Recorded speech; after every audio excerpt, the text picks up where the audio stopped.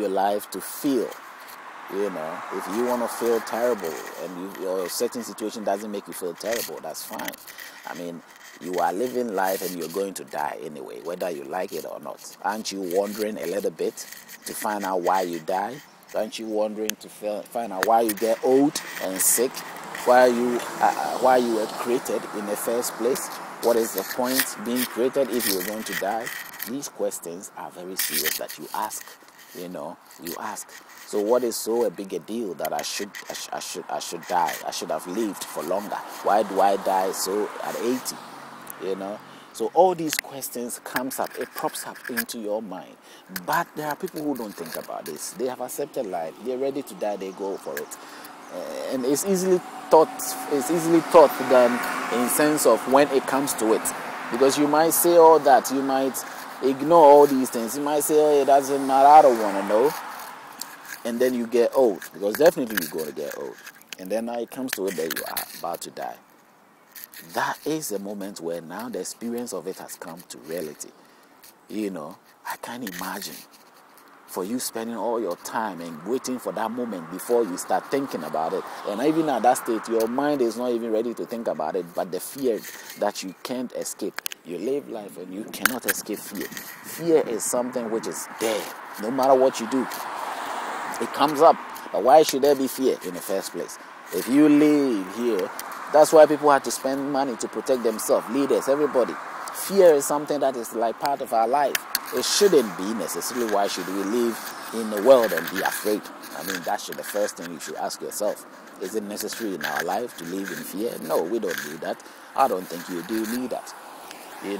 So those things that are there, that exist in our life, we have questions that somehow we have to ask to take it out of the way, because I don't think that it should be that I spend my life and having fear of my fellow man or something terrible happening to me.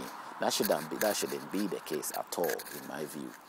Anyway, it's down up to you also to rethink these things through and find out what is the best answer you can give to yourself. Life is very fantastic. It can be very great. It depends on how we see it, how we intend to approach it. I have every good intention to embrace life in a very good way. But the intentions are not mine to choose, because the destiny of a man has now ended up out of reach, or something that is not mine to say. Now, I don't know about you, but religion is promising you that you have your free will to do as you please. Yet you can't just walk a mile and make a claim of whatever it is that you just, go across or you find as being something that should be yours. It is not definite that it should be yours.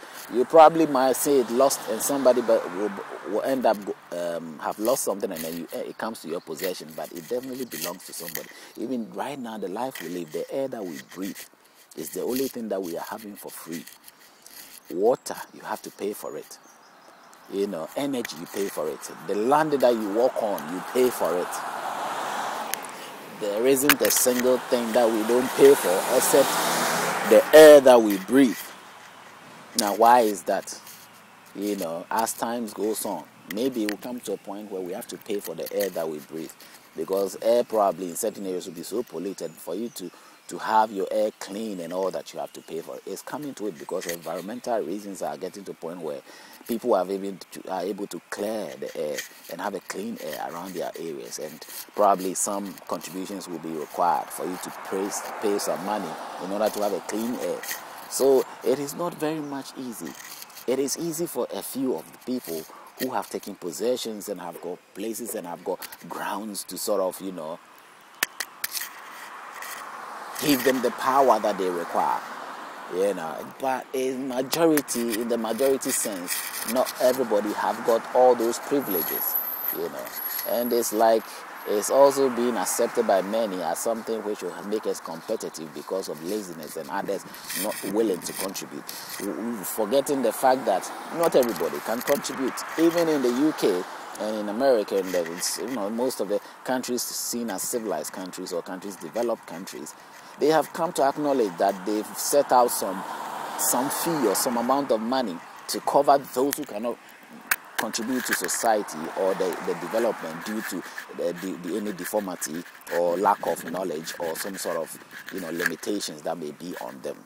So we all have that. If you are into that world or that sort of situation, you have this privilege there for you. But you can't get that all the time. You can't always get that. In certain countries, you cannot have that. In certain environments, there is no means of giving that, because already, as I said, a lot has gone on to other sides. They have consumed more. They were much more earlier in existence than others. They grabbed earlier than you were able to grab something for yourself. All you had is all you had. Even if you have to grab something, there are people who have a country and their own state.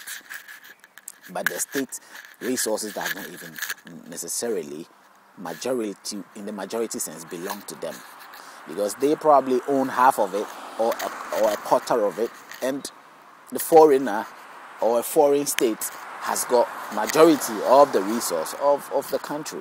So that tells you that everything, including the moon, the moon has been at a point. I probably will not doubt for a second that somebody is so worthy enough to buy a land at the moon right now, or somewhere in space, because all that place, exploration, the human beings are exploring that far. The desperation to be able to, settle in the way that we feel will be good for us, the way that we will have the comfort, the way that we will be able to satisfy our life and, truly enjoy every bit of life.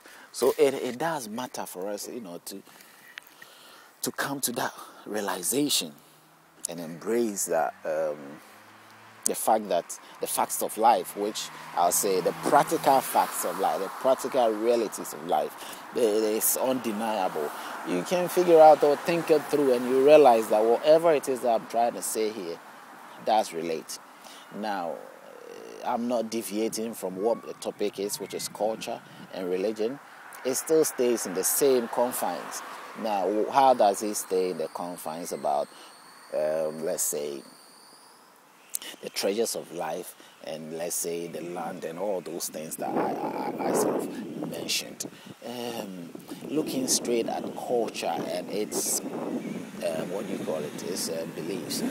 There is so many ways where, if you take, for instance, the Israelis, that is where one of the strong cultures have been, and the Arabs.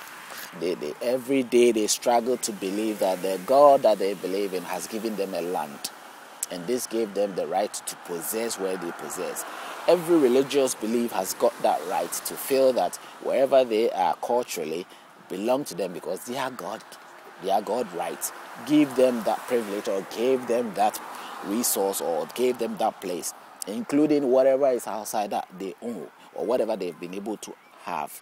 If you read in the religious book, it tells you straight ahead how God was inspiring most of the early men, or the ancient, or let's say the generations that religion has really strongly developed or has been descended from. They were out there fighting, defending their lands, and capturing and conquering and capturing more lands.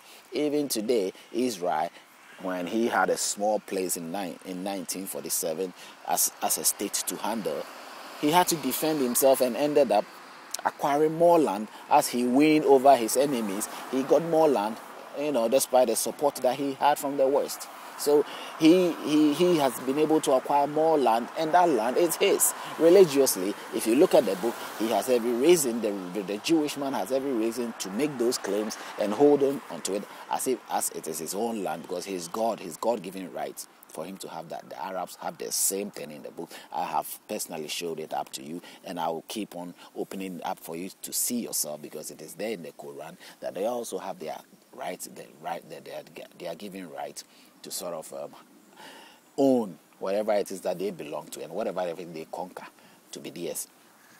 Now, this mindset is not just in the base of the countries, because I've used that as an example, which is even today reality. That is what happens.